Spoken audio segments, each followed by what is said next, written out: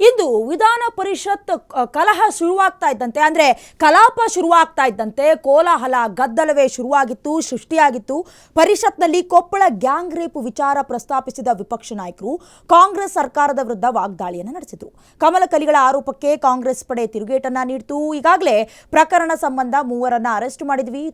ತಪ್ಪಿತಸ್ಥರು ಯಾರ್ಯಾರಿದ್ದಾರೆ ಅವರಿಗೆಲ್ಲ ಕಠಿಣ ಶಿಕ್ಷೆ ಆಗತ್ತೆ ಅಂತ ಸಚಿವ ಶಿವರಾಜ್ ತಂಗಡಗಿ ಹೇಳಿದರು. ಬಳಿಕ ಕೈಗಾರಿಕಾ ಸಚಿವ ಎಂಬಿ ಪಾಟೀಲ್ ಮಾತನಾಡಿ, ಕೊಪ್ಪಳದಲ್ಲಿ ನಡೆದ ಈ ಹೇಯ ಕೃತ್ಯ ರಾಜ್ಯ ಹಾಗೆ ದೇಶಕ್ಕೆ ಕಳಂಕ. ಕೂಡಲೇ ಆರೋಪಿಗಳಿಗೆ ಕಠಿಣವಾದಂತಹ ಶಿಕ್ಷೆ ಆಗಬೇಕು, ಅಲ್ಲದೆ ಮಹಿಳೆಯರ ಸುರಕ್ಷತೆ ಬಗ್ಗೆ ಕೂಡ ಗಮನ ಕೊಡಬೇಕು ಅಂತ ಹೇಳಿದರು. ಎಸ್ಪಿ ಅವರು ಈಗಾಗಲೇ 3 ಅದರೊಳಗೆ ಭಾಗಿಯಾಗಿದ್ರು. ಅದ್ರ ಬಗ್ಗೆ 2 ಸಿಕ್ಕಿದ್ರು. ನಿನ್ನೆ ರಾತ್ರಿ ಇನ್ನೊಬ್ರು ಸಿಕ್ಕಿದ್ದಾರೆ. ಅವರು ಚೆನ್ನೈದೊಳಗೆ ಸಿಕ್ಕಿದ್ದಾರೆ.